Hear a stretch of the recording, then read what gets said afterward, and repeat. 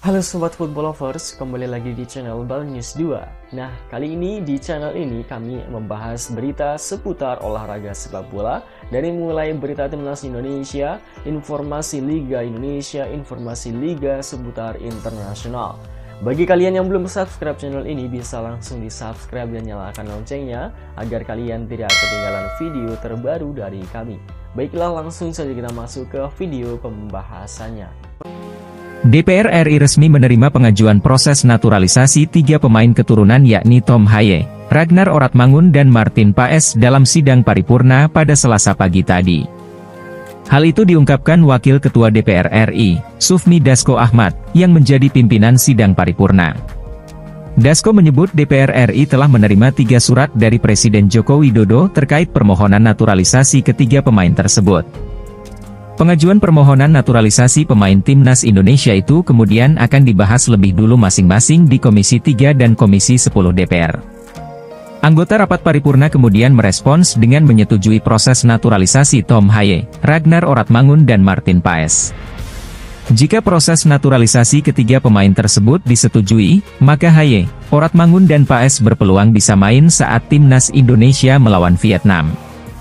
Setelah persetujuan DPR RI, maka proses selanjutnya Haye, Oratmangun dan Paes untuk bisa memperkuat timnas Indonesia adalah menunggu Kepres, menjalani sumpah WNI, lalu PSSI melakukan perpindahan federasi.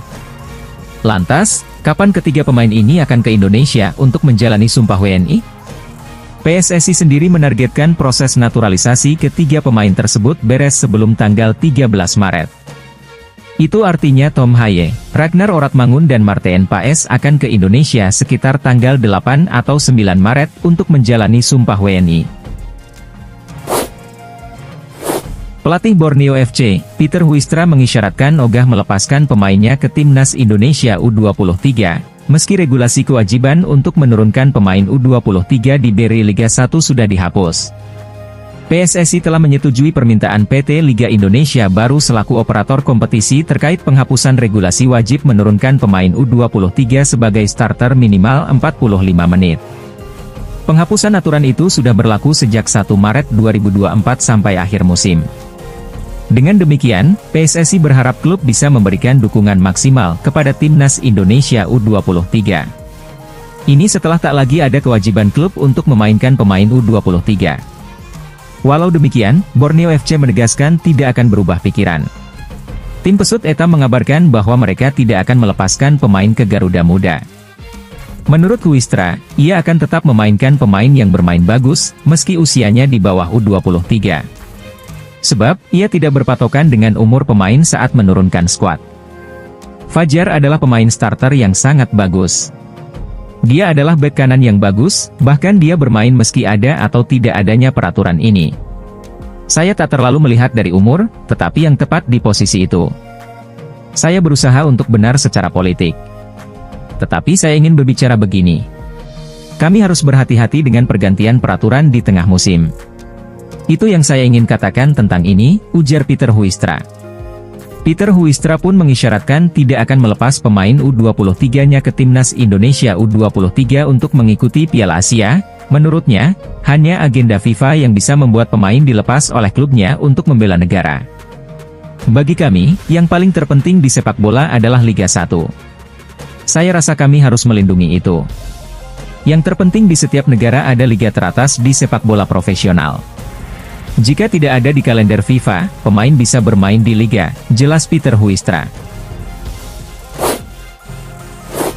Pelatih timnas Indonesia senior, yakni Shin Tae-yong memang dalam beberapa hari terakhir didapati sedang mengunjungi beberapa negara di Eropa seperti Belgia, Italia dan Belanda.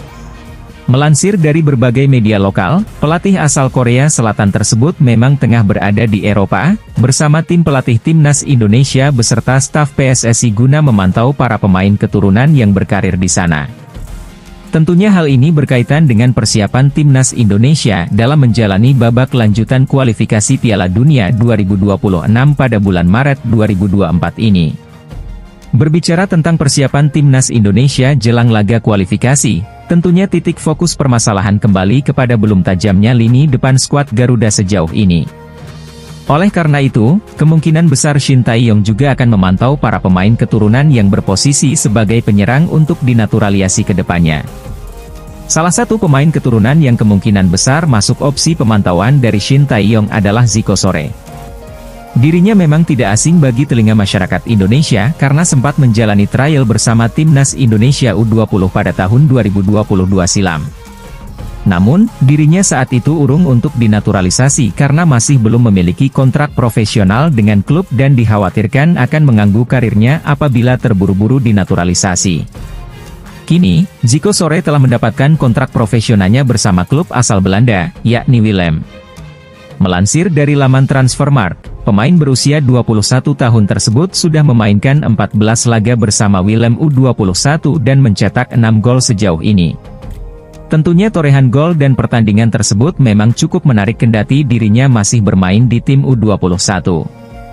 Tentunya dengan postur 180 cm dan berposisi sebagai penyerang murni, Zico Sore diharapkan dapat menjadi tumpuan di lini depan Timnas Indonesia apabila memang diminati oleh Shin Tae-yong untuk dinaturalisasi.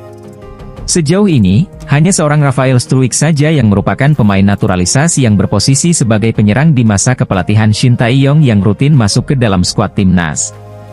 Sementara itu, Ragnar Oratmangun yang notabene juga merupakan seorang penyerang, masih menjalani proses naturalisasi dan diharapkan selesai pada pertengahan bulan ini.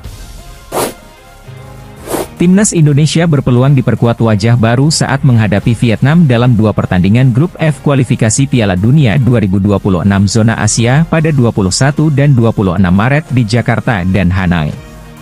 Pelatih timnas senior Shin Tae-yong sudah memberikan sinyal memasukkan nama Jay Itzes ke dalam daftar pemain yang akan menjalani 2 laga tersebut. Shin Tae-yong sudah bertemu dengan Itzes secara langsung pada akhir pekan kemarin. Selain bertemu Itzes, Shin Tae-yong juga menyambangi Walsh, Marcelino Ferdinand dan Ivar Jenner. Berdasarkan pernyataan Shin Tae-yong di akun Instagram pribadinya, pemain dijadwalkan berkumpul pada 17 Maret. Sandy Walsh mengaku dirinya merasa tidak sabar menantikan daftar pemain yang akan dirilis Shin Tae-yong untuk 2 pertandingan tersebut. Antusiasmenya makin meningkat setelah mengetahui akan ada pemain baru di skuad timnas senior. Saya sangat antusias menanti daftar skuad untuk pertandingan melawan Vietnam, untuk melihat apakah ada nama baru di daftar itu. Mungkin saja ada Tom Haye, mungkin juga Jay. Kita tunggu saja. Mungkin dalam waktu dekat daftarnya akan dirilis. Coach Shin Tae-yong datang ke Eropa untuk mengunjungi kami, dan bilang kepada kami, semangat-semangat dan supaya tetap bugar untuk pertandingan penting melawan Vietnam, ujar Sandy Walsh. Di lain sisi, agenda pertandingan melawan Vietnam pada 21 Maret berdekatan dengan jadwal terakhir KV Mechelen sebelum jeda internasional. KV Mechelen dijadwalkan melakoni laga tandang melawan Ohleuven pada 17 Maret.